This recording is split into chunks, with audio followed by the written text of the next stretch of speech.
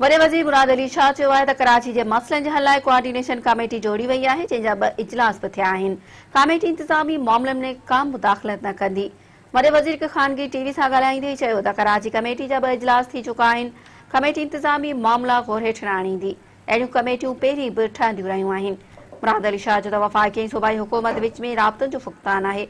कराची में वधीक ज़िला ठाहिण में को बि हर्ज नाहे। क्यामाड़ी ज़िलो ठाहिण जूं ॻाल्हियूं काफ़ी अरसे खां हलंदड़ हुयूं। हुन चयो त कराची जो गंद कचरो खणणु वॾो मसइलो आहे। सिंध जे गादी वारे शहर जे इंफ्रास्ट्रक्चर खे जदीद बणाइण लाइ $10 अरब जी ज़रूरत आहे। मुराद अली शाह चयो त चेयरमैन NDMA सां कुझु ॾींहं पहिरीं बि मुलाक़ात थी हुई। NDMA 2 नालनि खे क्लियर कयो, पर बरसात पई त गुजर नालो उथली पियो। वॾे वज़ीर चयो त सिंध हुकूमत गुज़िरियल 4 सालनि दौरान नालनि ते तमामु घणो कमु कयो आहे। नालनि जी सफ़ाई लाइ KMC खे पैसा ॾींदा रहिया आहियूं।